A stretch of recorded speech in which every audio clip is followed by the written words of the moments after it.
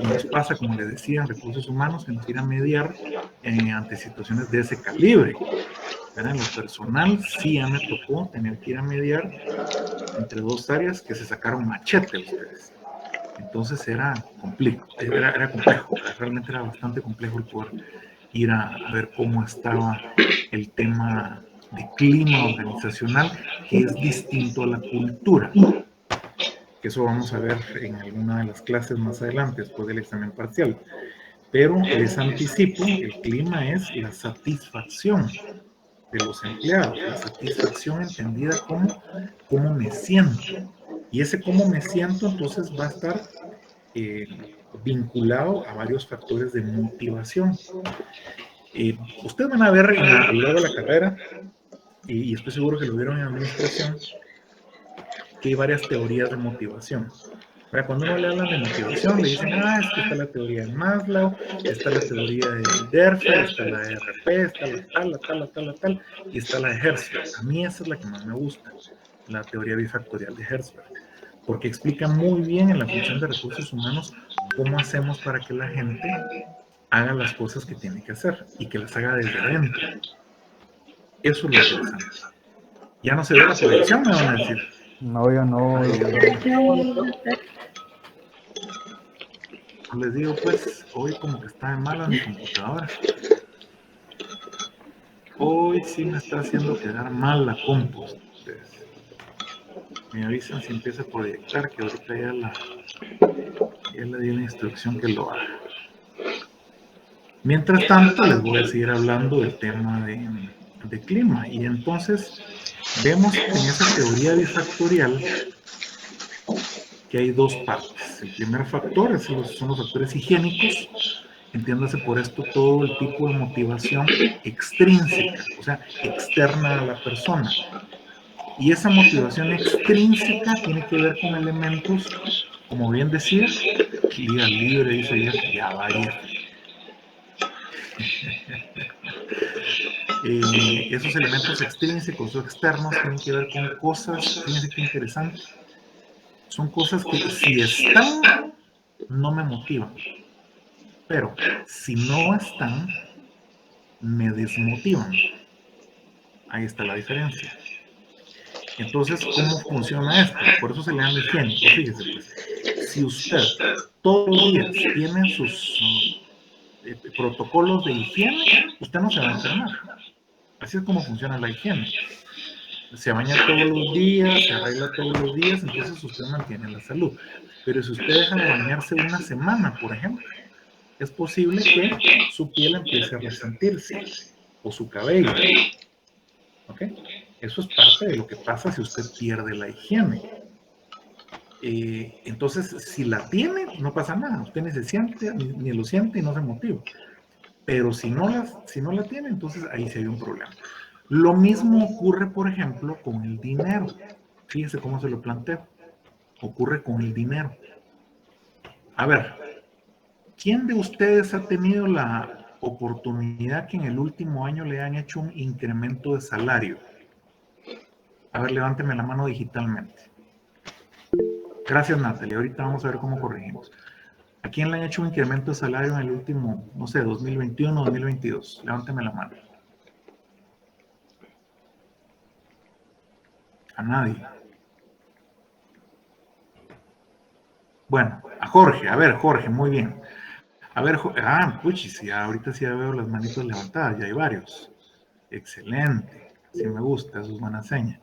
A ver, por ejemplo, Cindy, cuéntame de tu incremento de salario. No te voy a preguntar tu salario ni nada, pero cuéntame, ¿cuántos minutos te duró la emoción por tu incremento salarial?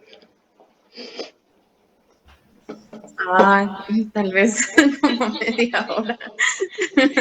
Porque pues entre más 30 minutos. devenga uno, ya tiene mayor responsabilidades. Totalmente de acuerdo contigo. O sea, ¡ay, qué alegre! ¡Ay, que lo voy a usar! Si puedes para el préstamo, ¿verdad? Para tarjeta. Bueno, ni modo, está bien. Entonces fueron 30 minutos. Imagínate, 30 minutos. Podría suponer, voy a suponer que tu incremento salarial fue de 1,000 quetzales, Cindy, ¿oís? No, de 1,000 quetzales voy a suponer que fue. 1,000 quetzales de ingreso, ¿ok? Entonces eso significa que la empresa está invirtiendo anualmente 14,000 quetzales solo en lo líquido que le paga a Cindy. Aparte del 40 y pico porcentaje de pasivo y prestaciones y todo lo demás, 43%, 47%. Recuerden.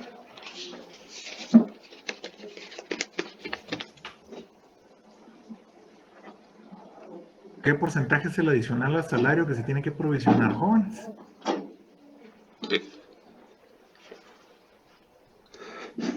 Si no estoy mal, es el 5%. Alguien que vea Bueno. No, el 8.33 de No, es bono bastante 14, 8.33 de aguinaldo. Y para las compañías que ante SAT no están con indemnización directa, es el 8.33 también. Ajá. Entonces eso es más o menos el 25%, pero hay que sumarle también, o sea, es indemnización, bono 14 de aguinaldo, pero hay que sumarle vacaciones. O sea, ahí está, Alejandro me dice que es 42, yo me acordé que era 42, 43%. Hay que sumarle vacaciones también, ¿verdad? Que tiene que ser provisionado, que son 15 días por año. Entonces estás hablando de medio salario. Es el Entonces es un 4.16%. 4.16%. Entonces ahí llevamos 28. Y ahí van sumando, ¿verdad? Ahí van sumando y sumando y sumando y sumando hasta que llega a 40 y pico por ciento, que es lo que se provisiona al final. Entonces, resumámoslo en 40 para no hacerlo muy complicado. Entonces, 14,000 por 40, estamos hablando de por 40%, ¿verdad? El 40% de 14 van a ser 4 por 4, 16, 5,600 más 14, 19,600, 20,000 quetzales, más o menos. Esos 1,000 quetzales de incremento que le dimos a Cintia. Entonces, fíjate, Cintia, 20,000 quetzales al año costaron 30 minutos de felicidad que tuviste. Un poquito caro, ¿verdad? 20,000 quetzales costaron esos 30 minutos de felicidad. Entonces, cuando tú lo ves, es demasiada plata la que le estamos poniendo para un tema que dura tan poquito. O sea, la motivación te duró 30 minutos. Y me imagino que a la mayoría de ustedes le pasó algo similar con su último incremento. De repente va a haber alguien que me diga, no, es que a mí me duplicaron el salario. Entonces, yo sigo feliz. Bueno, pues puede ser, pero... ¿verdad? Normalmente esos incrementos salariales no me duran tanto en felicidad, porque rapidito los encuentro como gastarlos.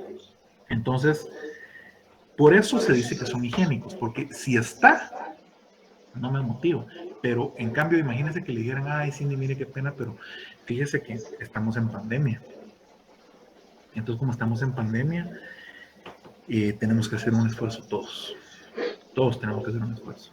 Entonces, por tal razón, le vamos a tener que pedir que usted acepte reducir en un 40% su salario.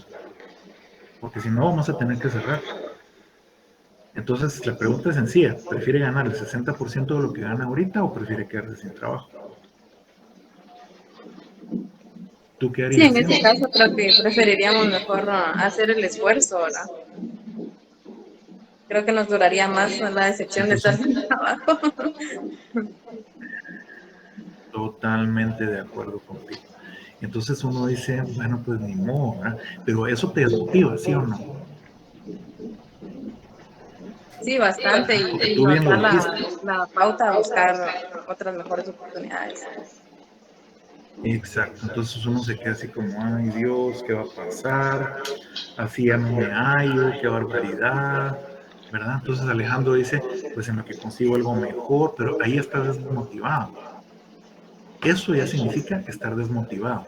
En cambio, si te hicieron el incremento, la alegría te duró 30 minutos.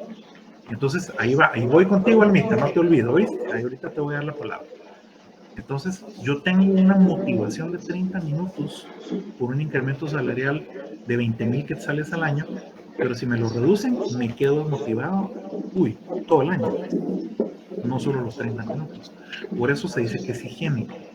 Eso es algo externo, es extrínseco. A mí aumentarme el salario no me motiva.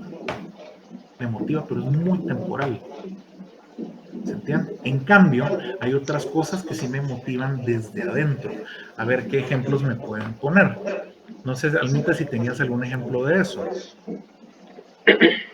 No, de los costos, justo lo que usted está mencionando, o sea, cuánto nos dura la felicidad en cuanto hacen el aumento, pero cómo reducirlo. De nada me sirve que me estén aumentando 1,000 quetzales, pero si realmente el trabajo es un poco más complejo y tampoco lo amerita. Y tal vez otras personas están teniendo mejores salarios, pero tienen menos responsabilidades a las que a nosotros nos están cargando, pues. Entonces, tal vez por ese lado. Exacto, exacto. Muy bien, excelente, Almita. Entonces, nos dice Alma que la parte realmente de salario no motiva tanto, ¿verdad? Pero por aquí me dice algo otra de nuestras colegas. Nos dice una de nuestras colegas, mire, a mí me motiva, por ejemplo, el tema de las salidas, ¿verdad? Si a mí no me toca mi horario de salida, yo estoy feliz. Yo con eso estoy contenta, ¿verdad? Pero si te lo tocan, ¿verdad? O sea, no, es que fíjese que se tiene que quedar de ahora en adelante hasta las 6 de la tarde. Eso ya no me gustó. Eso es externo. Pero ¿qué tal si yo les diera un permiso especial para que puedan ir a estudiar a la universidad? ¿Eso las motiva? Eso motiva bastante, ¿verdad? Porque me hace pensar, esta empresa sí se preocupa por mí. Eso dura un poquito más. Dura un poquito más, porque cada vez que usted se acuerda, pues chica, la verdad es que la empresa a mí me dio la oportunidad. Y esa oportunidad hace que yo pueda llegar a ser un profesional. ¿Se entiende? Entonces, de eso se trata esa, llamémoslo así, esa motivación interna. Esa motivación interna a mí en lo que me va a ayudar es a poder crecer. Yo me siento que crezco, eso me motiva internamente. Yo siento que tengo oportunidades dentro de la empresa, ¿verdad? Ese crecimiento interno, eso me va a ayudar también a estar motivado. ¿Ok? Entonces hay una diferencia importante. Algo que de lo que hablamos para motivar a las personas desde adentro es el salario emocional. Si yo tengo elementos de salario emocional suficientes, eso va a hacer que yo me sienta bien. Yo quisiera que me ayudaran a pensar qué cosas de salario emocional ayudan a que yo me sienta cómodo en mi organización. A ver, pues, a ver qué me pueden poner en el chat. Quisiera ver eso en el chat. Bueno, Yulisa, cuéntame. Alejandro va después. Yulisa, cuéntame primero. ¿Qué cosas de salario emocional te ayudan a ti a sentirte bien? Por el momento, seguir trabajando desde mi casa. Las pocas veces que llego a oficina, la verdad es que voy una vez a la semana cuando mucho. Entonces el trabajar desde mi casa para mí ahorita como es parte de mi salario emocional que me mantiene motivada. Excelente. Esa es una buena forma de tener motivada a la gente. Y eso te tiene motivada toda la semana, ¿estamos de acuerdo, Yulisa? Pues ya lleva 3 años en que me tiene motivada, porque básicamente durante toda la pandemia, antes de pandemia ya teníamos oportunidad de trabajar en casa, no era tanto tiempo, pero sí teníamos oportunidad, y desde que empezó la pandemia inclusive a mí me dieron oportunidad de llevarme equipo de oficina para mi casa, silla, impresora, monitores y demás para poder trabajar desde allá, y ahora que se puede decir está en la normalidad, puedo seguir trabajando desde mi casa y solo bajo a oficina cuando es necesario. Específicamente en mi caso, por mi puesto, es una vez a la semana, y si otro compañero puede bajar a hacer lo mismo, pues yo no bajo y baja el otro compañero, nos turnamos. Entonces, y por el momento seguimos de la misma mecánica. Fíjate qué maravilla, qué bonito tener un trabajo así, ¿verdad? Te ahorras gasolina, te ahorras estrés de transporte. Me imagino que hay cosas en las que sos mucho más productiva. ¿Estamos de acuerdo, Yulis?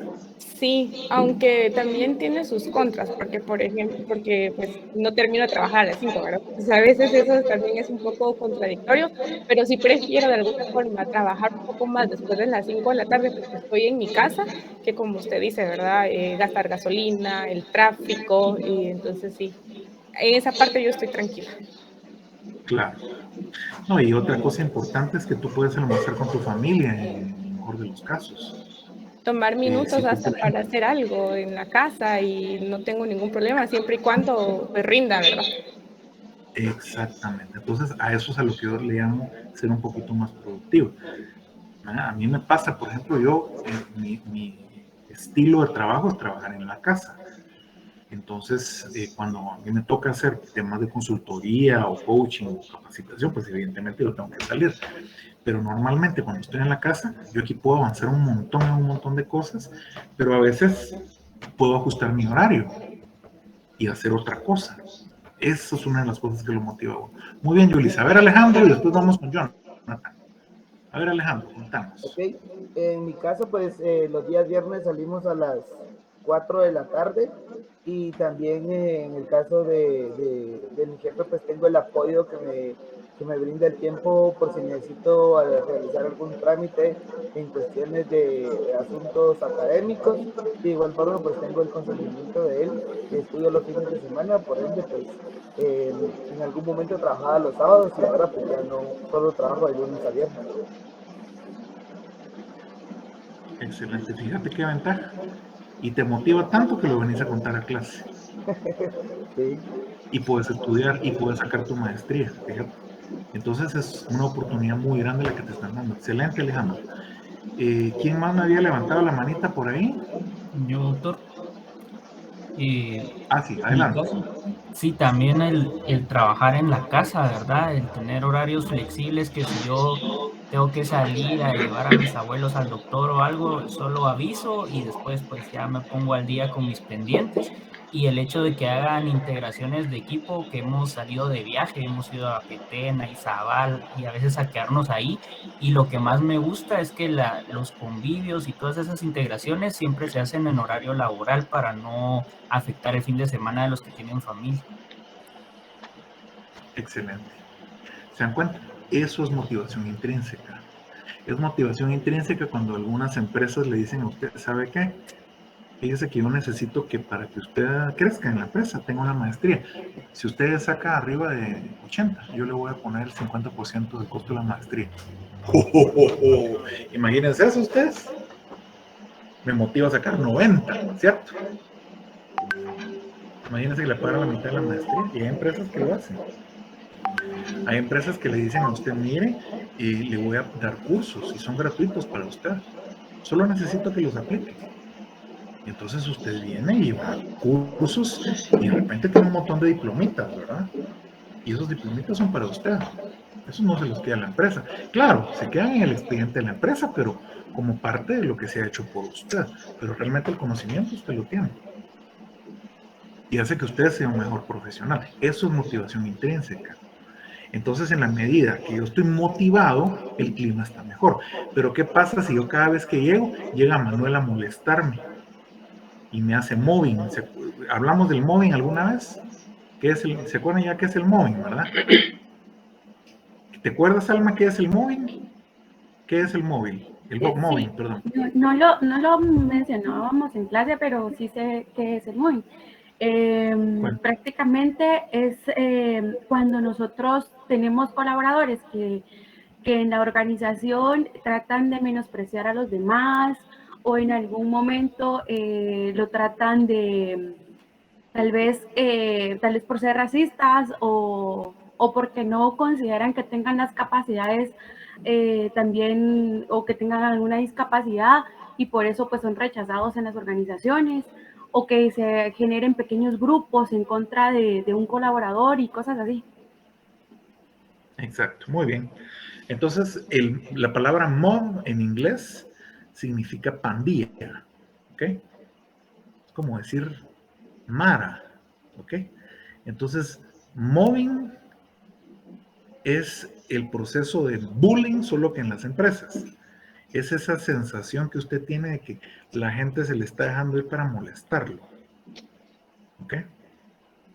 Y los molestan como pandilla, porque normalmente no es solo uno.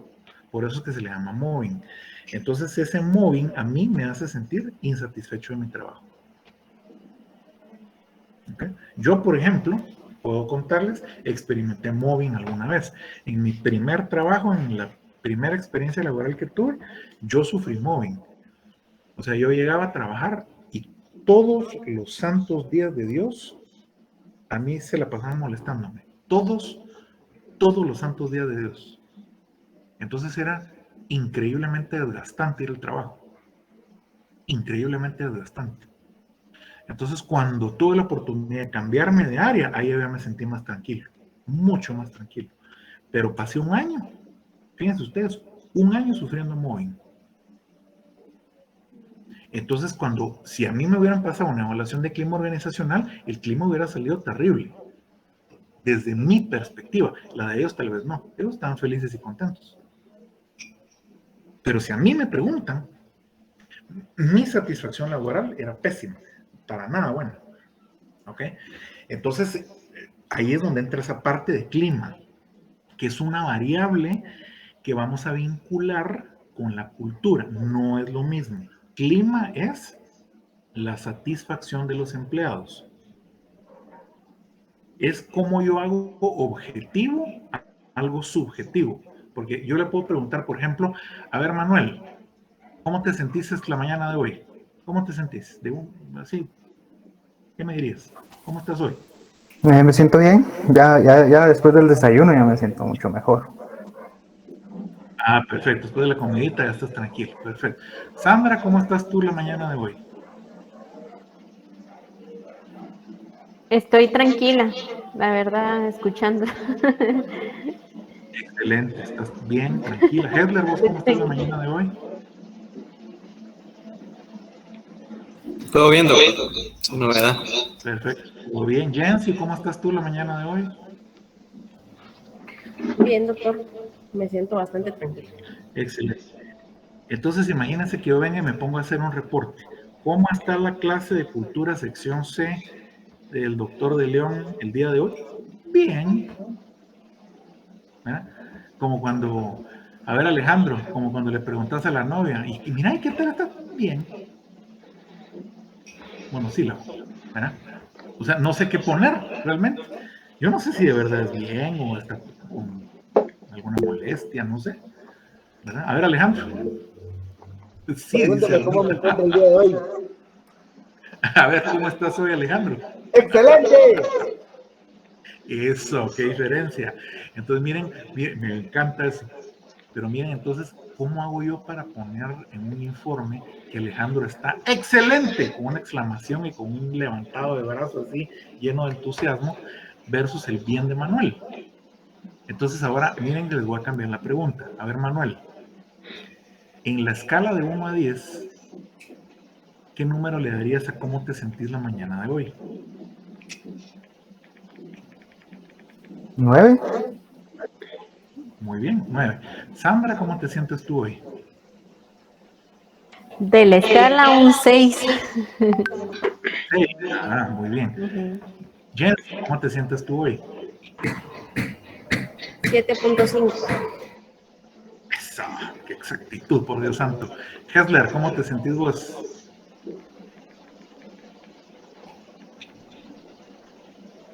Ya se nos durmió Hesler. Alguien que le pase una tacita de café a Hesler, por favor.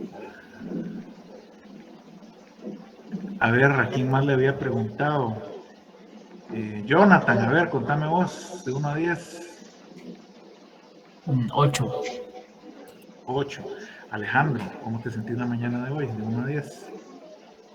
10, me sientes 10. Excelente. Va, entonces, miren qué interesante.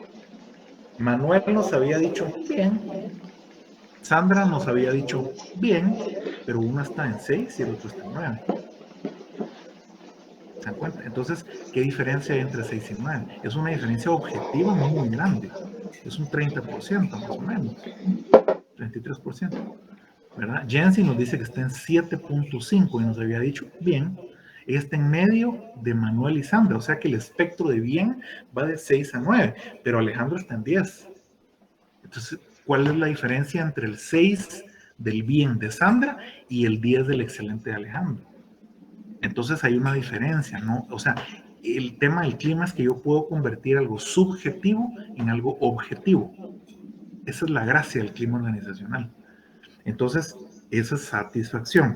Eso es un elemento aparte de la cultura. ¿Por qué digo que es aparte? Porque la cultura no es la satisfacción del empleado, es la forma de ser de la organización. Recuerden que se los he dicho desde la primera clase. Cultura organizacional es la forma de ser de la organización.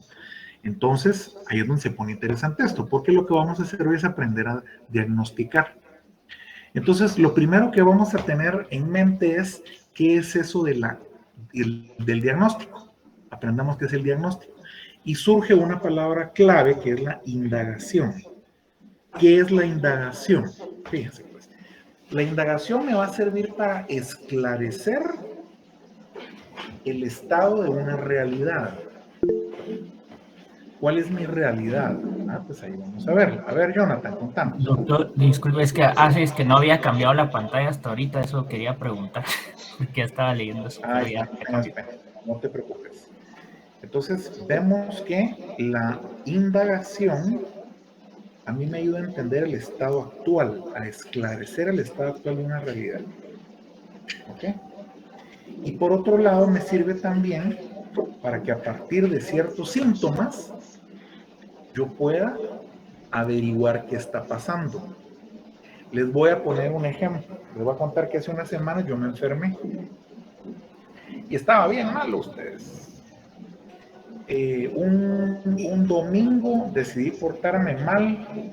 Yo soy comelón, fíjense ustedes, soy comelón. Ya me vieron que tengo mi librita. Entonces, dije un día, son cuantos yo me voy a comer un pollo frito Kentucky Fried Chicken, que es delicioso ese pollo frito, a mí me encanta. Entonces, fui a comer con mi mamá. Entonces fuimos a comer el pollito frito, que rico, grasoso, con el pellejito lleno de extra crunchy, porque ese es el que me gusta a mí. Y a mí me gusta mucho pedir la ensalada de repollo, es muy sabrosa, con salsita de tomate, lechuga. Ya les estoy dando hambre, no crean que es intencional, es para que pongan atención. Pues resulta que me comí la ensaladita y me hizo mal. Tal vez mi organismo no estaba preparado para determinadas bacterias que pudo haber tenido la ensaladita y me hizo mal. Entonces el lunes estuve más o menos tranquilo, pero en la tarde ya me empecé a poner malo. Tenía problemas estomacales y de repente en la noche ya me puse grave. Cuando les digo grave es que iba al baño con una frecuencia que perdí la cuenta. Afortunadamente aquí en la casa normalmente tengo suero. Entonces empecé a tomar suero, ¿no? Al día siguiente, ahí está la nena de Sandrita, ¿eh? Todos saluden a la nena de Sandrita. Ahí está. Muy bien. Pues resulta que me puse bien malo, entonces al día siguiente tuve que ir al doctor para que me dijera que tenía. Me hicieron un examen. Fíjense las cosas que les cuento yo en clase, ¿verdad? Pero así fue. Entonces llego yo, me fui a hacer un examen y en el examen habían pues, ciertos indicadores que yo, como no soy médico, no los entendía. Entonces cuando los dio el médico, sí está malito usted. Sí está malito, me dice. Entonces, ¿qué fue lo que hizo él? Él fue a ver los datos y esclareció el estado de mi realidad. Y me preguntó, mire, ¿cuáles son los indicios que usted tiene? ¿Qué síntomas tiene? Pues mire, he ido al baño en una cantidad innumerable de veces, pues, o sea, perdí la cuenta. Pero fueron muchas, fue, no sé, cada 45 minutos, cada media hora. Entonces me siento mal, ya me siento cansado. Él me vio las ojeras y me dijo, usted está muy deshidratado, está malito. Sí, usted tiene, aquí lo que dice es que tiene una bacteria muy fuerte. Bueno, entonces le voy a dar esta pastillita. Bueno, pues perfecto. Entonces, él lo que hizo fue que hizo una indagación y pensó en un pronóstico. El pronóstico fue, mire, yo pronostico que usted tiene una bacteria que si no se trata, le puede hacer mucho daño. Entonces, para evitar ese pronóstico, yo voy a tomar acciones. Entonces, me dio un antibiótico, perfecto. Y yo seguía mal a ustedes. Entonces, eso fue el martes que fui al doctor. El miércoles estaba muy mal, ya tuve que llamar a ambulancia, tuve que llamar a la alerta médica, me vinieron aquí a poner 2 unidades de suero, que eso ya estaba serio, ¿verdad, muchachos? Yo no sé si ustedes han tenido necesidad de que les pongan suero en su casa, de que no se pueden ni levantar, pero yo así estaba, o sea, ya estaba seria la cosa. Y ese día no mejoré, y al día siguiente estaba peor, y yo tomando mis medicinas, ustedes. Entonces, no son cuentos, ¿verdad? Me convencieron ahí de que me fuera al hospital, y a mediodía del jueves voy al hospital. Cuando llegué se me queda viendo la doctora, una doctora sumamente profesional, por cierto. Y yo llegué con los exámenes y le dije, mira, estos exámenes me los hicieron el martes. ¡Qué barbaridad! Me dice. ¿Y qué le dejaron de medicamento? Esto. ¡Qué barbaridad! Esto no es para usted, me dice. Esta medicina que le dejaron está bien, pero la dosis se la dejaron como que si usted fuera un niño de 15 años. Yo, puchica, un niño de 15 años, yo tremendo señorón de 40 y pico, no, y su tamaño, ¿verdad, señorón? Me dice, hijo, la dosis era el doble de ustedes. Ay, Dios. Entonces, ¿qué hizo la doctora? Hizo la segunda parte de este diapositivo. Hizo un reconocimiento de la evolución y desarrollo de mi estado a partir de un análisis diacrónico. Ahorita les explico qué es eso de diacrónico. O sea, ella vio la evolución que yo fui llevando y me dijo, ¿cómo empezó? Es que, mire, empecé así de malo, pero ahorita estoy así de malo. Entonces, la evolución fue creciendo. Si puedes. No, de una vez, a ver, yo no sé cuántas bolsas de antibiótico me puso, me puso no sé cuántas unidades de suero, y como pudo me levantó la doctora, ustedes. En una tarde yo estaba contando chistes. Entonces ella hizo todo lo que está acá. Hizo la inhalación, vio los síntomas, reconoció la evolución que había tenido mi enfermedad, estableció su pronóstico y tomó acciones ya correctivas. Y entonces yo ya salí del proceso. Y ya estaba sano al día siguiente. En 3 días bajé 15 libras, muchachos.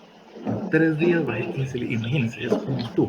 Pero fue porque hubo un mal diagnóstico previo.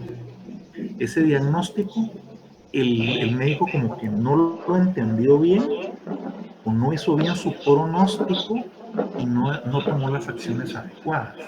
Entonces eso me agravó, ¿se entiende? Entonces eso nos lleva a pensar en que había que hacer un análisis diacrónico. ¿Qué es un análisis diacrónico?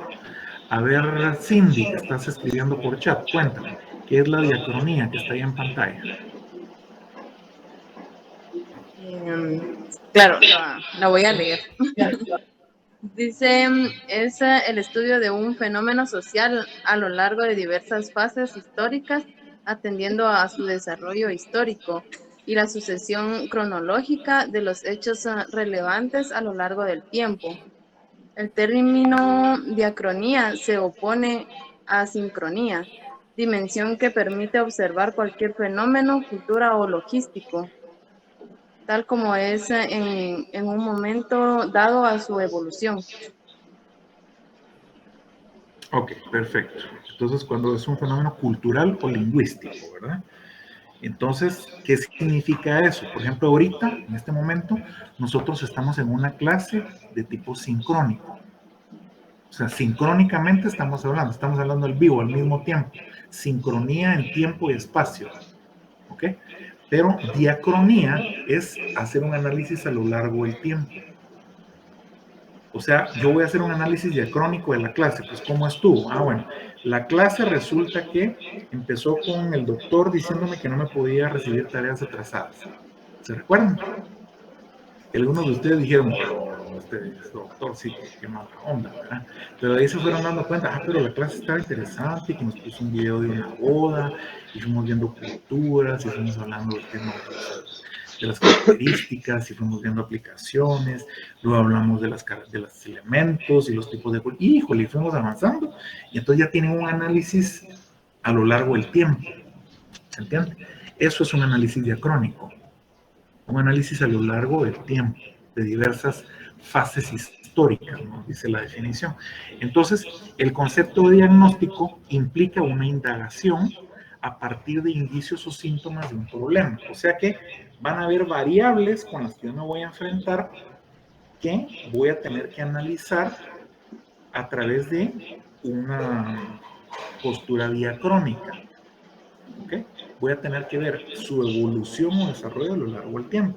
Entonces, ya con esos síntomas, con esos problemas que yo he logrado detectar, los veo a lo largo del tiempo y me van a servir para esclarecer el estado actual de la realidad relacionada. Por ejemplo, yo voy a ponerme a pensar, a ver, pues, resulta que viene, vamos a poner como ejemplo a Manuel, vamos a ponerte en voz, Manuelito. Resulta que Manuel viene y saca su licenciatura en Administración de Empresas, ahorita que la vas a sacar. Entonces viene uno y le dice algunos colegas, algunos amigos, ¿qué vos sos administrador de empresas? ¿Sí? Y solo administrador de empresas, ¿sí? No, pues ahorita estoy sacando una maestría. Mira, pues, es que maestría tiene cualquiera ahora en Guatemala, vos. Y Manuel, pues sí, posiblemente, ¿verdad? Pero lo que pasa es que yo soy el primero en mi familia que saca una carrera universitaria. O es distinto, ¿verdad? Es distinto. ¿Por qué? Porque entonces significa que yo soy el parteaguas en mi familia. Resulta que yo soy el primero que saca una carrera universitaria en mi familia. Entonces no es un hecho así como, sí, ya, pues, solo tenés una licenciatura. Resulta que yo soy el que más estudios académicos tiene en mi casa. Y eso va a permitir que haya mejores ingresos, etcétera. ¿Se entiende? Pero alguien puede decir que solo licenciaturas. Sí, pues. Porque tal vez el otro, en su rol, en su posición, todos en su familia tienen carrera universitaria. Y el que menos estudio tiene es de maestría. Entonces, ahí es donde hacemos un análisis diacrónico. O sea, en el tiempo, a lo largo del tiempo, ¿cómo llegaste acá? ¿Cuál es ese estado actual? Entonces yo puedo pensar que dos personas tienen licenciatura y pensar, pues sí, mínimo que tenga licenciatura. Pues. Ahora tener licenciatura es como tener bachillerato. Eso me imagino que lo han oído varias veces. Pero ¿y qué tal si usted es el primero que saca bachillerato en su familia? ¿Qué tal si toda su familia, antes de usted, no habían tenido oportunidades suficientes para poder estudiar? Es diferente. Ese es el punto. Ahí es donde yo estudio ese estado actual. Para eso me sirve el análisis diacrónico. Entonces ese análisis diacrónico me ayuda a entender el por qué. Entonces yo me voy conmigo mismo como empresa, aquí ya le voy a hablar como empresa. Yo voy a pensar, bueno, hoy estoy aquí, pero ¿cómo llegué hasta aquí? Esa es la pregunta que necesito resolver. ¿Cómo llegué hasta aquí? Mi cultura hoy es así, ¿por qué? Pues hago un análisis diacrónico, mire hacia atrás. Sí, mire, pues hacia atrás, nosotros ahora cuidamos mucho a nuestro personal. ¿Sabe por qué estamos orientados hacia las personas? Mire, pues, una vez estuvimos a punto de quebrar. Y como estuvimos a punto de quebrar, lo que hicimos fue que hicimos ta. Y nuestra gente nos apoyó y por eso invertimos tanto en nuestra gente, porque sabemos que ellos son de verdad el tesoro más grande que tenemos. Sin ellos esta empresa no existiría. Entonces usted viene y dice, pues sí, ¿verdad?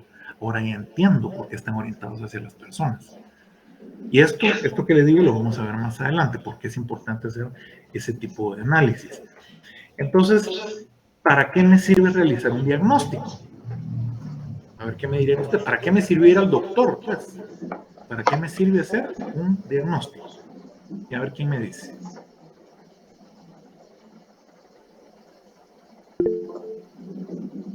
A ver, Anielka. Buenos días, doctor. Buenos días a todos. Pues, como usted lo decía, para tomar acciones. Un diagnóstico puede servir para tomar acciones de mejora, por supuesto. Excelente. Me puede servir para tomar acciones. Alejandro, ¿qué tienes en mente? Para determinar las causas.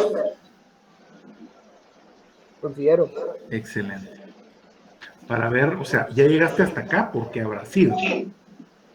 ¿Estamos de acuerdo? Muy bien, Alejandro. Manuel, ¿qué tenés en mente vos? Para analizar X situación. Ajá, para analizar una situación. ¿Y qué haces con eso? Digamos, realizar exámenes, pruebas.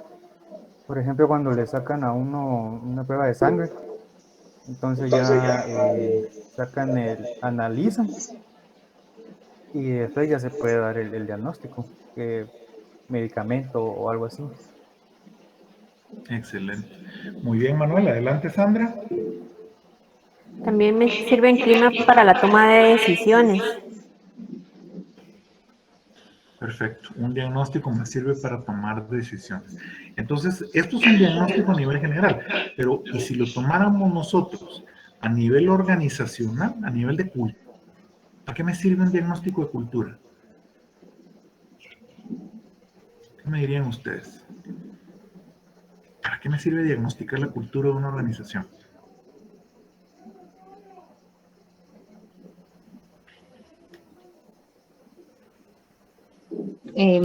Doctor, puede ser para evaluar cómo está la situación en cuanto a cultura o la satisfacción de las personas y tomar acciones con base a eso. Ok. La primera parte es correcta. Me sirve para ver cómo está la cultura y tomar decisiones en base a eso. Para analizar la satisfacción, eso es otra herramienta que se llama clima. ¿Ok? Eso es otro rollo, es otro par de zapatos. Si yo quiero ver satisfacción, es clima. Si yo quiero ver cómo está la cultura, utilizo un diagnóstico de cultura, que es diferente. Lo que pasa es que hay muchas empresas que se equivocan, hay muchas personas, más bien, las empresas tal vez no. Las personas de las empresas se equivocan diciendo diagnóstico de clima y cultura. Hay que tener cuidado, porque una cosa es cultura y otra cosa es clima. Ah, no, ¿sabe qué es lo que pasa? Es que en este diagnóstico mezclamos las preguntas. Ah, bueno, pues entonces mire si las logra controlar bien. ¿Ok? Porque no es así tan fácil la cosa, ¿verdad? Hay que tenerlas bien estructuradas. Entonces yo sí puedo mezclar palabras, o sea, yo puedo hacer un examen donde te pregunte cómo está el esquema de liderazgo y cómo está la cultura y cómo está el clima y cómo está la comunicación y cómo está todo. Sí, pero es que comunicación y liderazgo es parte de clima y es parte de cultura.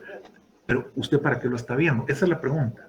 Entonces, por eso hay que tener cuidado, ¿verdad? Cuando en una organización dice diagnóstico de clima y cultura, ojo, ¿es clima o es cultura?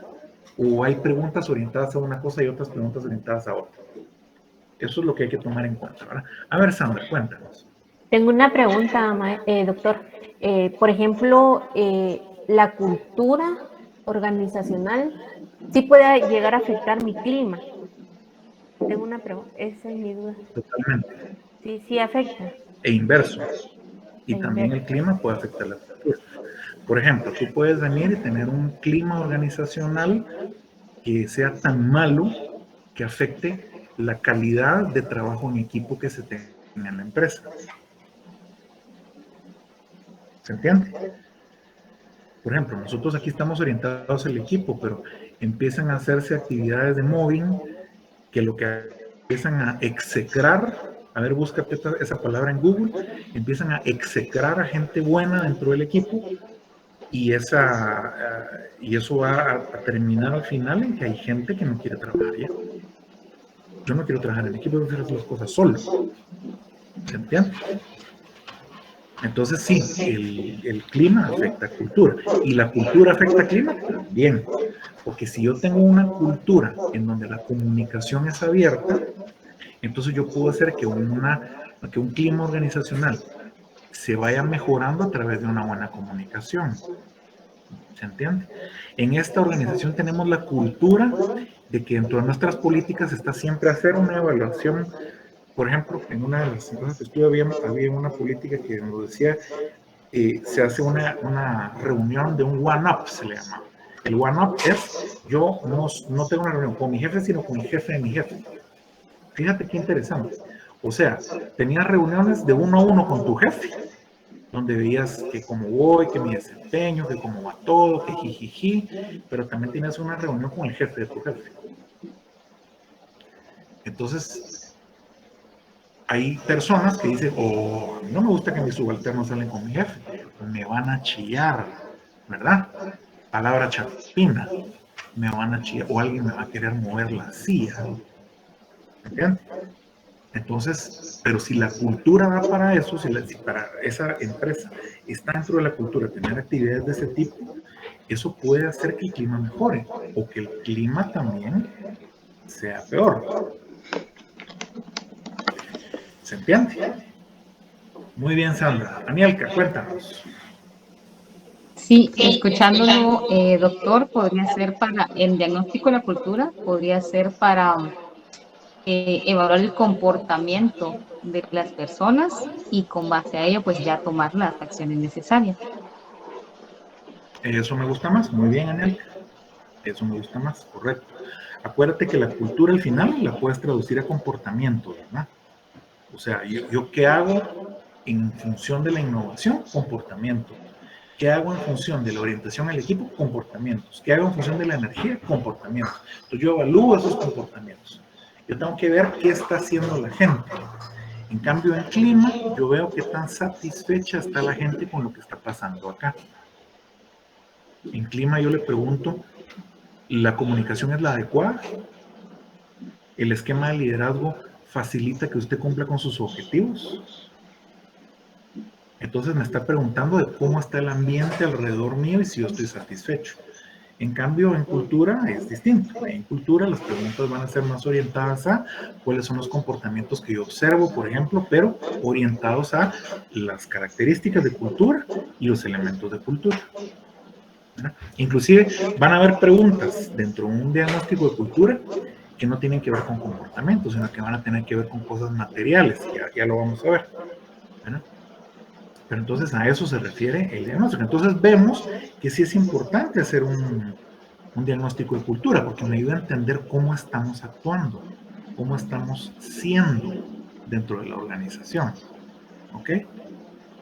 Entonces ahí yo veo una forma interesante de entender esa utilidad del diagnóstico. Entonces el diagnóstico me va a servir para hacer un pronóstico. Pronóstico entendido como algo que me va a ayudar a entender qué podría pasar en el futuro. Entonces hablamos de que a través de él yo puedo hacer un plan estratégico para remediar un problema determinado. Yo puedo hacer proyectos para organizar y administrar planes de acción, recursos y logísticas de operación que se necesiten para obtener un logro, un objetivo, para lograr que haya determinados cambios. Finalmente, el diagnóstico me va a permitir hacer pronósticos para poderme anticipar a esos escenarios futuros y que yo tome las acciones necesarias para que se cumpla o que no se cumpla ese futuro que yo estoy previendo. Por ejemplo, en el caso de la segunda doctora, ella lo que trataba conmigo era de decirme, yo no quiero que usted, de hecho me dijeron, usted un día más y a saber qué le hubiera pasado más. Tal vez ni la cuenta. Y yo me acuerdo, pensaba, pero si yo soy gordita, hombre, yo tengo suficiente reserva. Cuando es de deshidratarse, no hay mucha reserva. Ahí sí se puede ir uno, como decía mi abuelo, se puede ir al plato muy rápidamente. Entonces uno tiene que ser muy cauteloso. Entonces ella logró ver eso, ¿verdad? Logró anticipar un escenario futuro y tomó las acciones suficientes para que en horas yo tuviera ya salud. Perfecto, bonito, todo muy bonito. Así funciona el pronóstico, quiero decir. Así funciona el pronóstico. Por último, el diagnóstico me permite anticipar esas acciones de desarrollo, integración, promoción y mejora de la gente. Entonces, aquí hablando muy específicamente de cómo voy a hacer para que mi gente esté mejor. ¿Ok? Entonces, para eso me va a servir el diagnóstico. ¿Alguna duda hasta acá del tema del diagnóstico?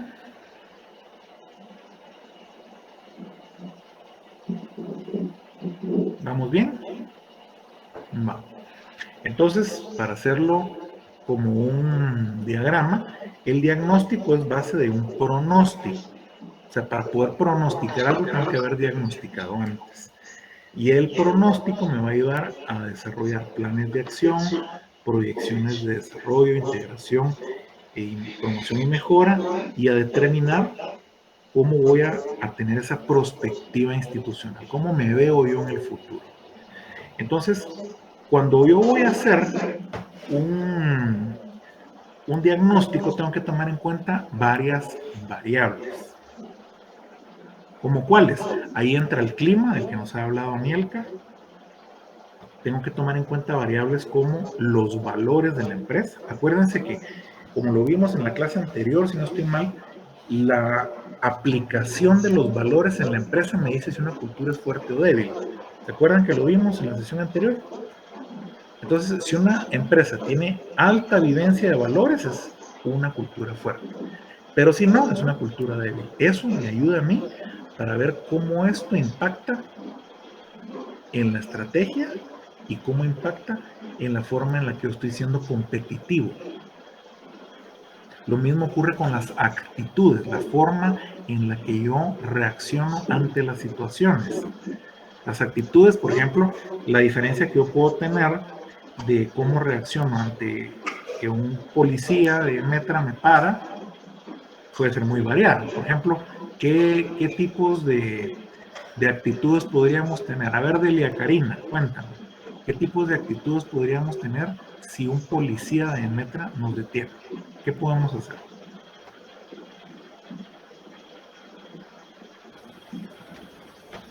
Sí, muy buenas tardes, buenos días.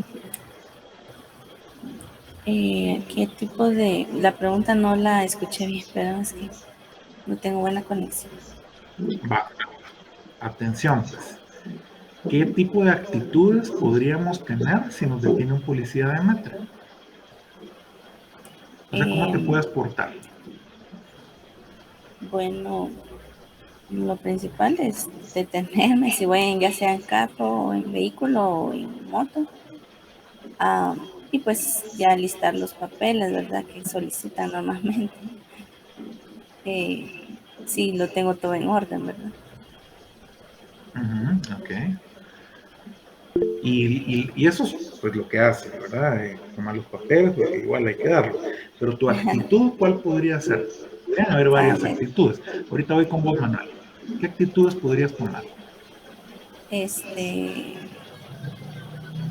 Pues en mi caso, pues solo saludar, ¿verdad? Y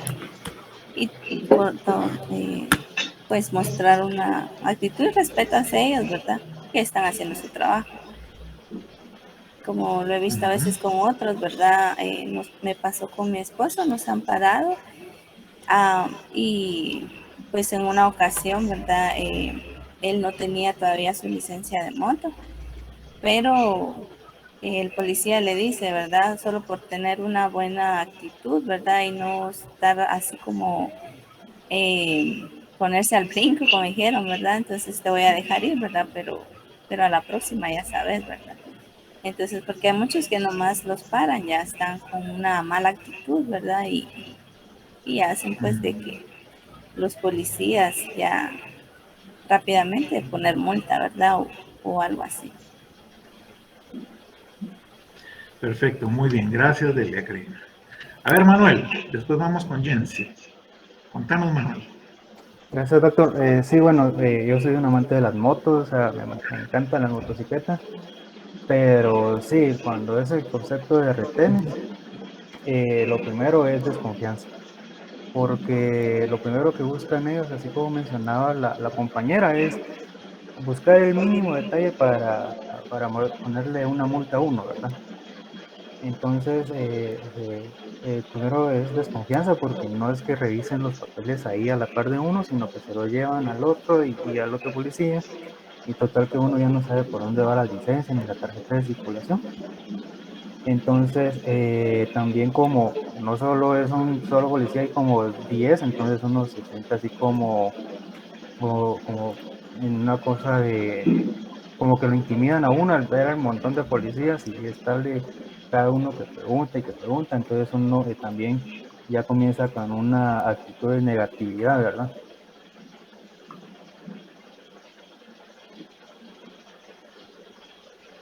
Correcto, esa es otra actitud que podemos tomar, ¿verdad, Manuel? Recelo, miedo y de repente una mala actitud. Muy bien. A ver, Jensi, cuéntame. Gracias, doctor. También yo estoy casi que en sintonía con lo que dijo Manuel. Dependiendo también la actitud de uno, es dependiendo del entorno en el cual se encuentra. Porque si uno va en tiempo, uno sabe que es el trabajo de los policías, pero sin embargo también genera mucha desconfianza dependiendo en dónde se encuentran ubicados. Porque a veces lo hacen pues en lugares donde circula bastante gente, pero también lo hacen donde están escondidos. Y si uno va solo, en mi caso siendo mujer, a veces sí genera mucha desconfianza, como dice Manuel, que van a proceder a hacer con los documentos de uno, ¿verdad? A veces uno se tiene que permanecer dentro del vehículo y solo observar, ¿verdad? A veces no se ponen frente a uno a ver los papeles, sino se van hacia la parte de atrás, se secretean, entonces a veces uno se pregunta qué es lo que están haciendo.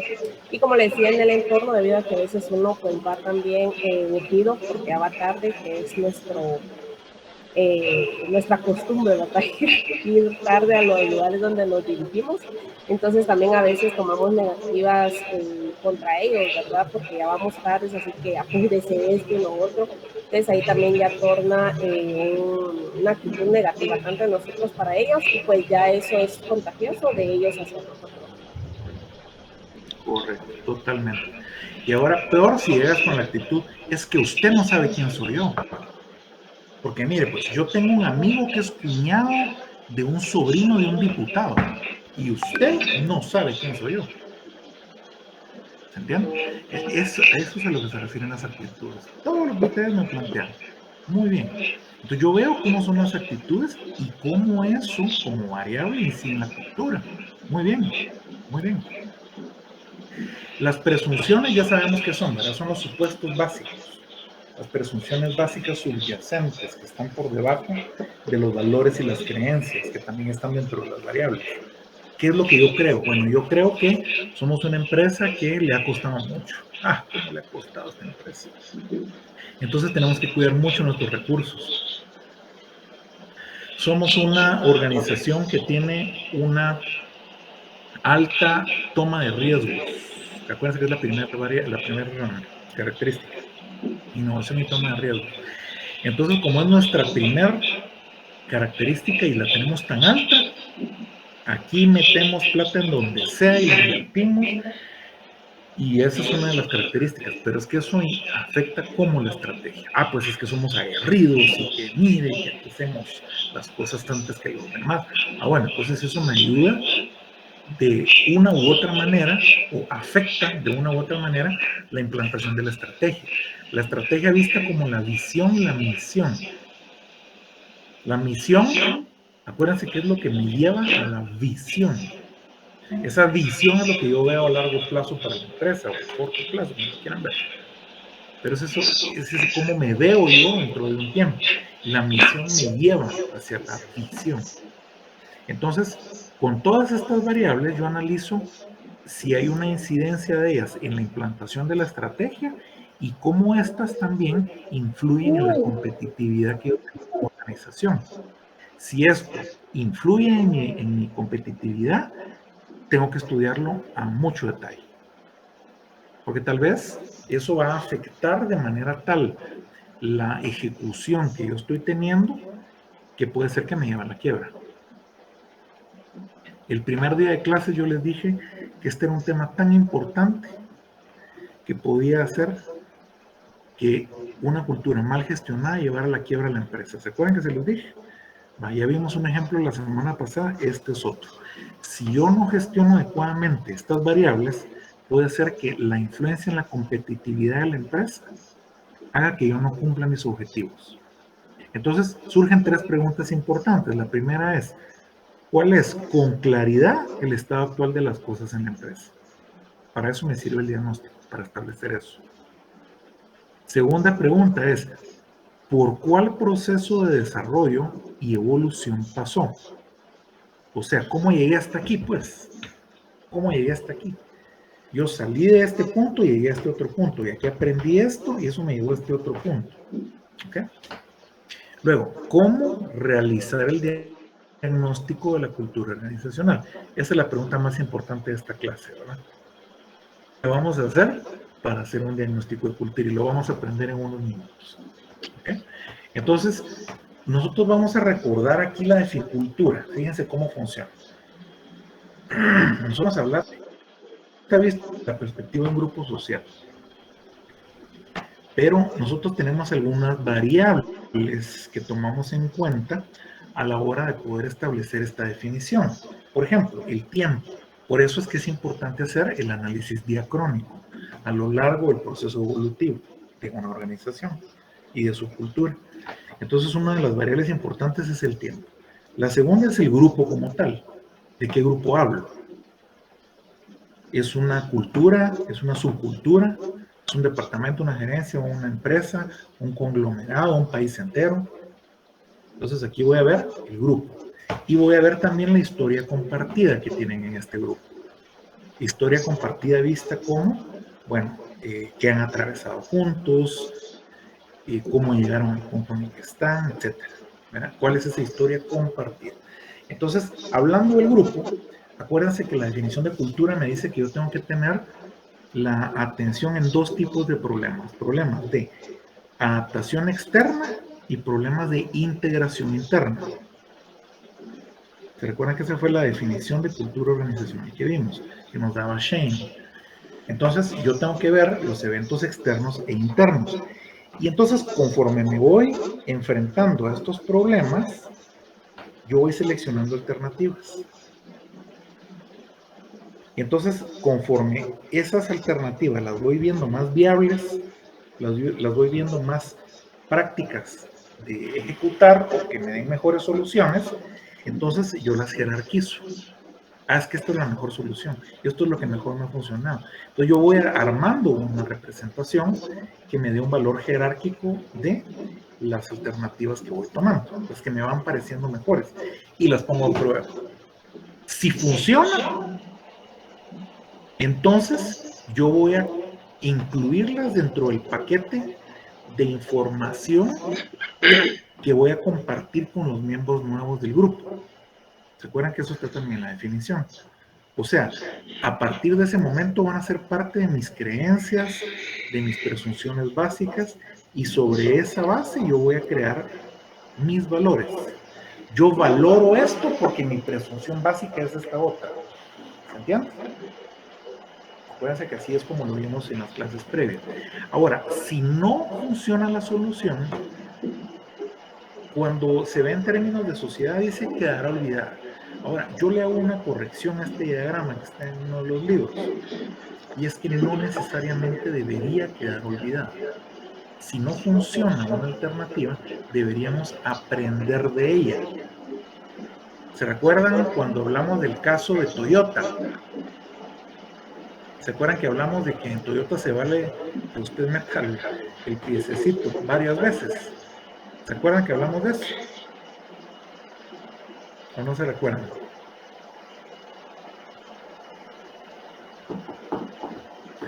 Habíamos hablado de que en Toyota usted se puede equivocar. Y se puede equivocar 100 veces si quiere, pero no en la misma cosa. Usted, si se equivoca en un tema, tiene que aprender cuál fue la solución que debió haber tomado. Tiene que aprender por qué sucedió el problema. Entonces, de esa manera, otras personas cuando se enfrenten a esa situación van a tener argumentos para poder tomar mejores decisiones. En cambio, si usted sencillamente lo deja en el olvido, ese error puede volver a pasar. Y eso es lo que no queremos en nuestras organizaciones, que un error vuelva a pasar. Entonces, si la solución no funciona, si queda en el olvido, el riesgo es que vuelva a pasar. Pero si usted la documenta, si usted se encarga de que ese conocimiento quede, que se gestione ese conocimiento, entonces va a haber un aprendizaje a nivel de organización. Entonces, todo esto va a ser una experiencia compartida sobre cómo se enfrentan los problemas. Pero el producto de todo esto va a ser ese paquete de presunciones básicas, de creencias y de valores que se van a crear en base a toda esta experiencia vivida. ¿Okay? Entonces, ahí yo voy a entender que esta forma, que al final yo logré un producto, va a ser la forma correcta de pensar, sentir y actuar en relación a los problemas. Entonces aquí estamos recordando esta definición de cultura de Shane. ¿Ok? Entonces así es como se va formando la cultura, determinando la forma correcta de actuar ante determinadas situaciones. Y así es como llegamos a ese punto. Entonces, ¿qué factores influyen en la formación de la cultura? Le voy a pedir por favor a Bianca Sales, ayúdame con esta diapositiva, por favor. Muy bien, doctor. Factores que influyen en la formación de la cultura. Valores y características de la sociedad circundante. Contexto. Pasado de la organización y orientación de antiguos dirigentes, filosofía e historia. Factores de contingencia, tecnología, características de la industria. Perfecto. Entonces, valores y características de la sociedad circundantes, ¿a qué se refiere? Se refiere a que las organizaciones están instaladas en una sociedad determinada. O sea que estamos puestos en un lugar específico que hace que nosotros estemos influenciados por el pueblo en el que estamos establecidos como organización. Ejemplo, si usted tiene una organización guatemalteca, ¿ok? Una organización guatemalteca establecido en otro país, puede ser que funcione distinto que como funciona acá.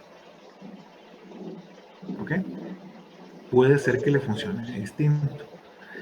Hace algunas semanas habíamos platicado de cómo una organización que tiene sede en Guatemala capital y otra que tiene sede en Guatemala Quetzaltenango, que tienen los dos lugares, de repente va a encontrar con que la sede de Quetzaltenango funciona diferente. Tiene una cultura diferente. La gente que está en Escuintla funciona distinto a la gente que está en Shela. ¿Se acuerdan que hablamos de ese ejemplo? Entonces, ¿por qué? Por 1000 razones, pero las razones que dé van a ser parte de la sociedad circundante, de ese contexto, que lo vamos a ver en detalle más adelante. Entonces, puede ser que los valores de nuestro pueblo chapín influyen en la ejecución de la empresa. Ejemplo, a ver, levanten la mano los que crean que los chapines somos impuntuales. A ver, manita digital.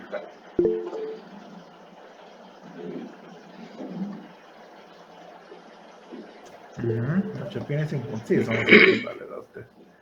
Impuntuales los chapines. Ay, un montón pensamos que son impuntuales. Perfecto. Hasta lo decimos, maestro, la hora chapina. La hora chapina, decimos, ¿verdad? Pero fíjense que es bien interesante porque eso es una característica latinoamericana o iberoamericana. No, iberoamericana en España no tanto, pero sí es hispanoamericana. Sí, hispanoamericana. ¿Por qué? Fíjese pues. ¿Alguien de ustedes conoce cuál es la hora tica? ¿Saben cuál es la hora tica? Es la misma que la hora chapina. ¿Y saben cuál es la hora guanaca? Es la misma que la hora chapina. ¿Y cuál es la hora catracha? La misma que la hora chapina. Hay está la hora trini. La hora trini es la que se aplica en la cultura de Trinidad y Tobago. La hora trini, la misma que existe en la hora chapina. Inclusive me voy más lejos. Hay una que le llaman la Hawaiian Time, la hora hawaiana. ¿Cuál es la hora hawaiana? La misma que la hora chapina. Entonces, la característica de la cultura de ciertos lugares los hacen puntuales. Ahora, bajen su manita y levántenme la mano los que crean que los alemanes son puntuales. ¿Será que los alemanes son puntuales?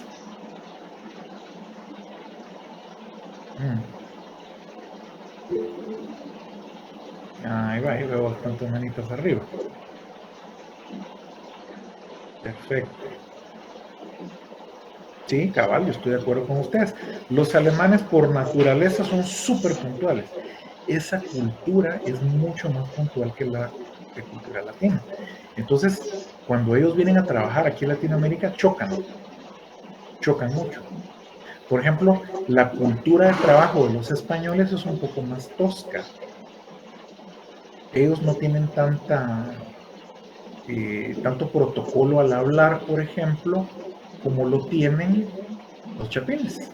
Nosotros aquí decimos, hola, ¿qué tal? ¿Cómo está? Qué gusto de saludarle. Mire, es un verdadero placer y privilegio poder estrechar su mano la mañana de hoy. Mire qué bien se le ve. Y peor si son señoritas, las señoritas tienden a hacer muchos cumplidos. Ay, qué linda se te ve esa blusa, mira, ay, te cortaste el pelo, ¿verdad? Ah, mira, sus lentes te quedan preciosos. Tus uñas, ¿dónde te las hiciste? Es que te ves, pero súper. Los hombres no nos echamos tantos piropos. Pero en Estados Unidos, en España, aún en México, la cosa es más al grano. En Colombia, la cosa es más al grano. Es, hola, mira, fíjate que necesito ta. Perfecto, al grano. Va, ok, Dios, pum, terminó la reunión. No hay tanto parafrase, no hay tanta frase previa de, ay, que sí, que mira. Después de mi corto saludo paso a lo siguiente. Nada de eso. Son culturas diferentes. Por eso es tan importante ver las características y valores de la sociedad que está alrededor de la empresa. ¿Okay? Luego vemos el pasado de la organización. Importantísimo porque de aquí surge la parte de filosofía. Por ejemplo, aquí van a aprender cuando llegan a una empresa que les dice, ay, pues miren, esta empresa fue fundada por don Juan Bautista, ya se imaginarán cuál, ¿verdad?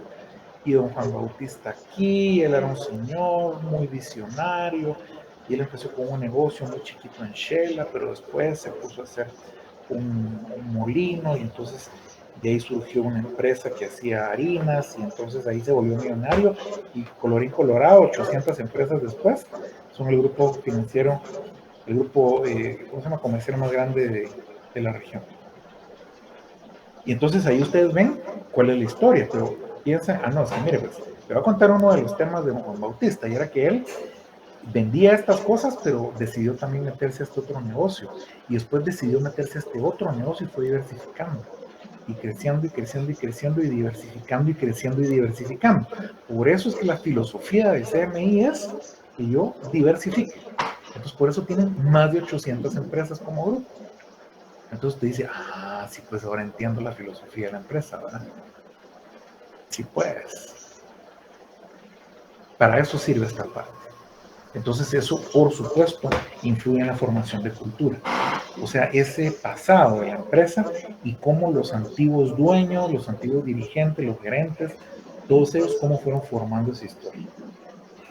Luego están factores de contingencia, los factores que están alrededor de la ejecución, como las características de la industria, como el tipo de gente que está en el lugar, ¿verdad? La educación, la tecnología, etc. Por ejemplo, en tecnología yo puedo pensar, a ver, cuéntenme, ¿cómo toman los pedidos en su empresa? Pues mire, pues es muy sencillo. En mi empresa lo que usted hace es que se va de cliente en cliente, ¿verdad? Y va al vendedor y se va con una libretita así como esta. Bien bonita la libretita. Y en esa libretita usted agarra un lapicero, ¿verdad? Tratamos de usar Bic para que no falle. Entonces ahí apunta el pedido. Entonces ese papel al final del día lo pasa al área de pedidos lo centraliza, lo mete en un sistemita ahí, en un Excel, y entonces a los 2 días ya está el pedido en el área de bodega para que se vaya a distribución, y entonces en distribución ya lo manda. Perfecto. ¿Sí? Pero entonces va a haber otra empresa, y miren ustedes cómo hacen sus pedidos. Mira, es bien sencillo, nosotros tenemos una app. Entonces yo me meto a mi teléfono, hago la solicitud de producto, y entonces lo que pasa es que eso se va directo al servidor y lo descarga de SAP. Entonces SAP lo saca del inventario, le pasa la instrucción a un camioncito que está dando vueltas por el sector, y entonces si está el suficiente producto, de una vez lo trae y se descarga de inventario y de una vez se le deja al cliente. Y en 5 minutos tiene el pedido. Eso es tecnología. ¿Se entiende? Entonces, ¿cómo se comunican? ¿Cómo resuelven problemas a través de la tecnología? Eso tiene que ver con estos factores. el tema de la gente. Yo he visto en Quetzaltenango, por ejemplo, la gente tiene mejor nivel académico. Como que hay más oportunidades de estudiar allá, no sé. Pero lo que es cierto es que la gente tiene mejor nivel académico. Mucha gente tiene licenciatura. Mucha gente. De hecho, usted aplica una posición o más bien, propone una posición para que la gente aplique y la mayoría tienen carrera universitaria. A ver, Ana Luisa, cuéntame.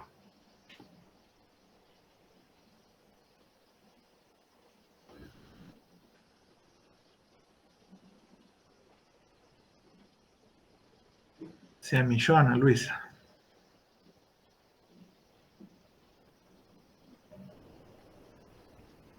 A ver, Ana Luisa, cuéntanos.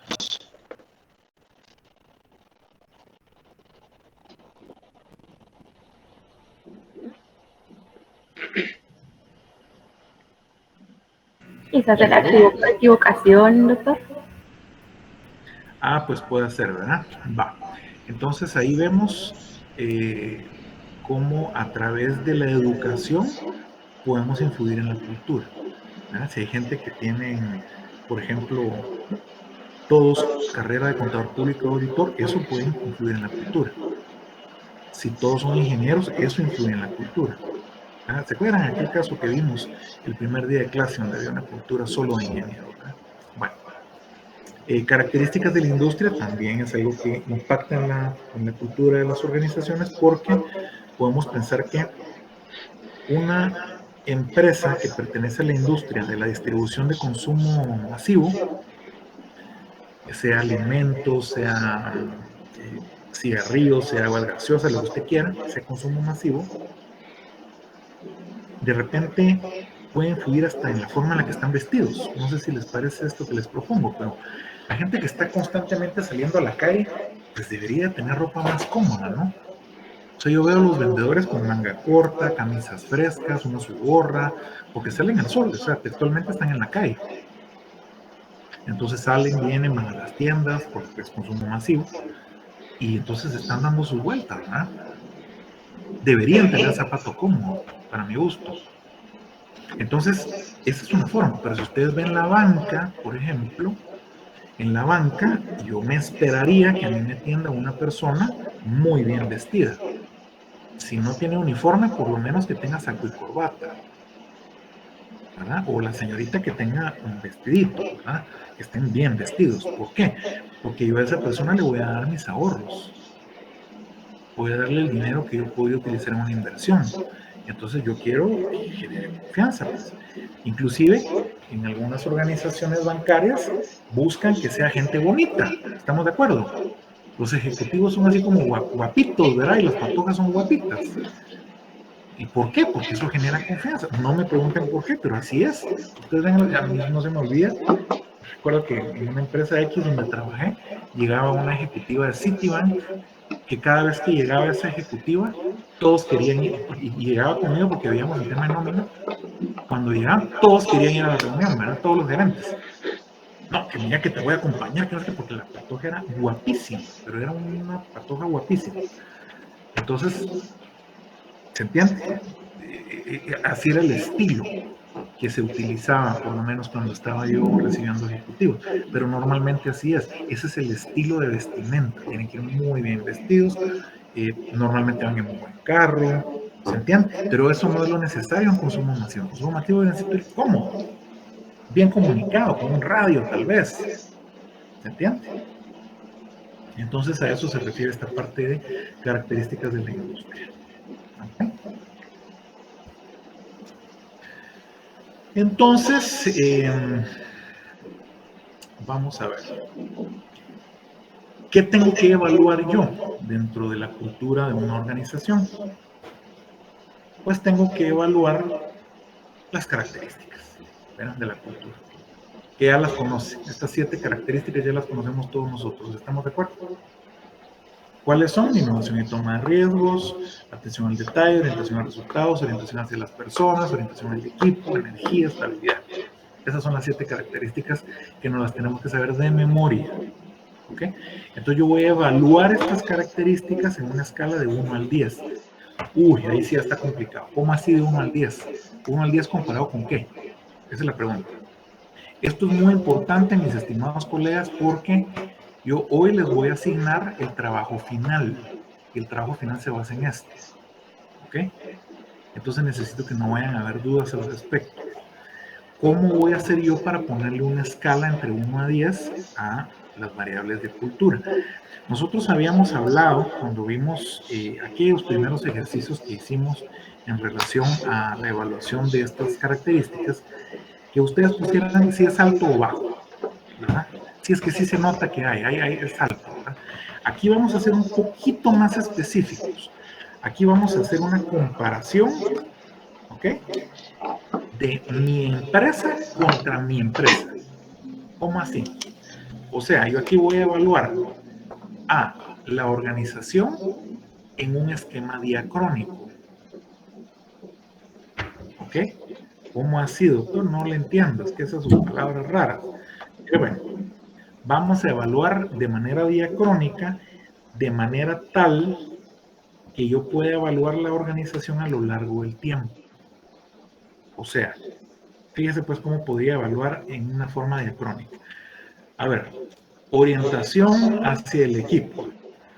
Esa es una de las variables que tengo que evaluar. ¿Ok? Entonces, para poderle evaluar, yo voy a tener que pensar cómo estaba esa variable antes. ¿Cuánto tiempo antes tengo que evaluar? Pues hasta donde tenga información. Puede ser que la empresa tenga 50 años, pero usted no tenga información de 50 años disponible.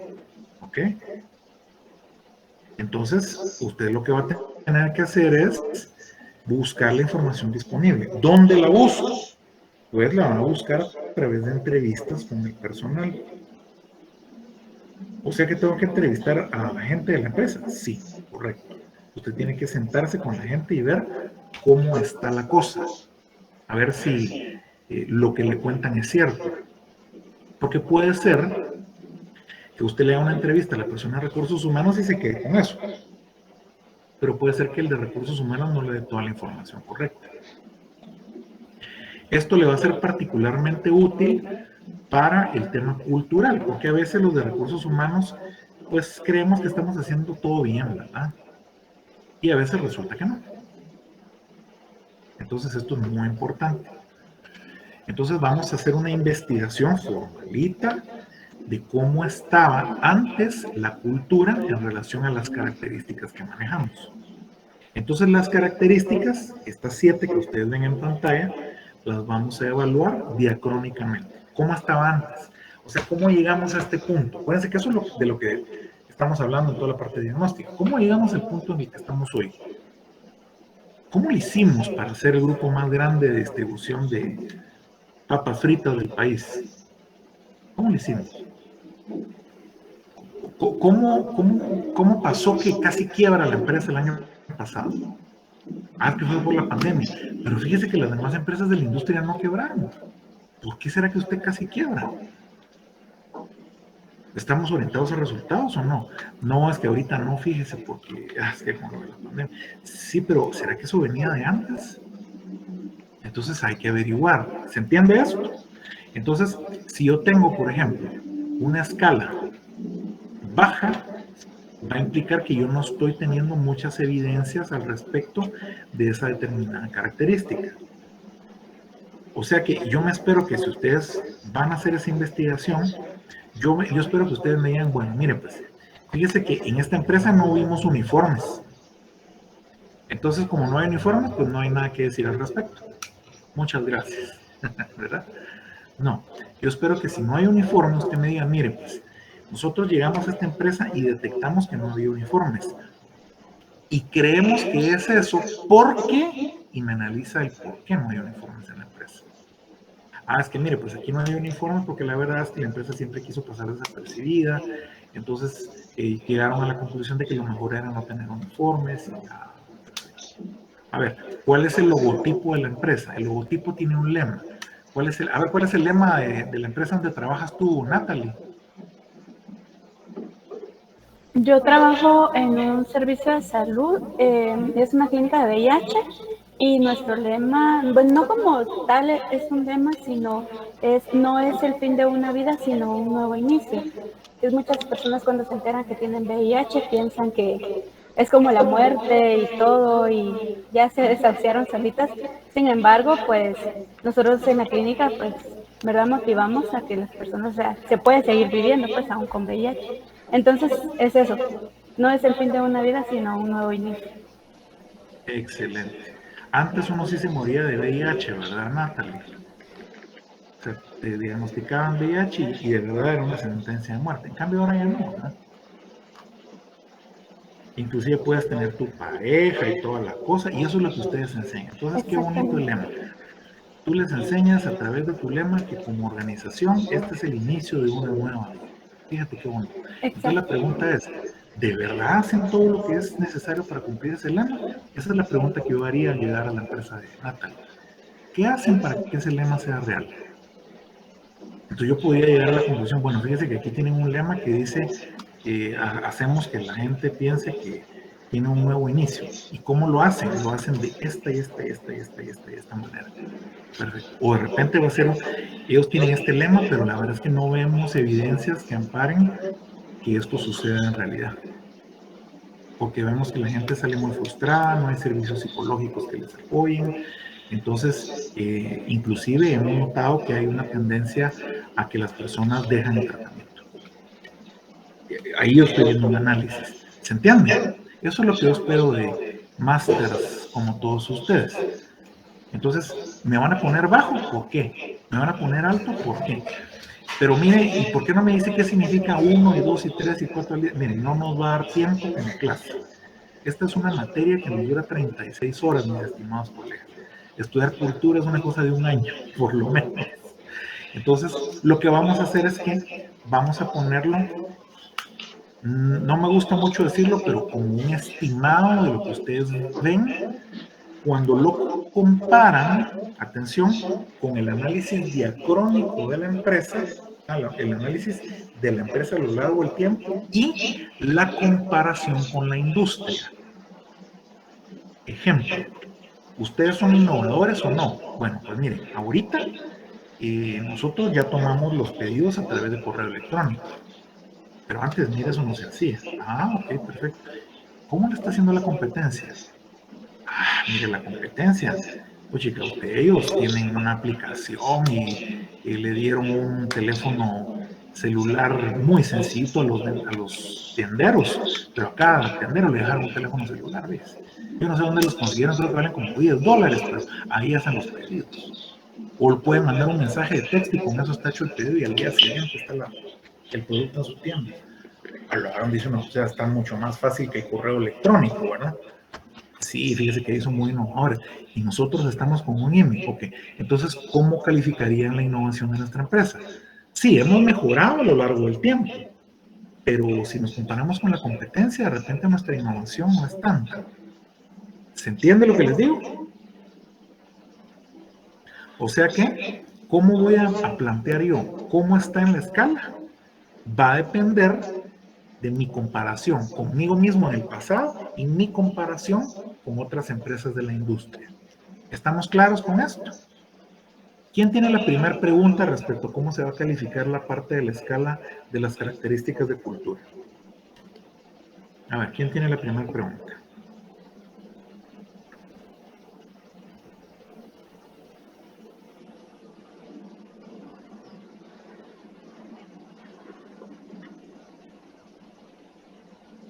Está claro como el agua, por lo que veo.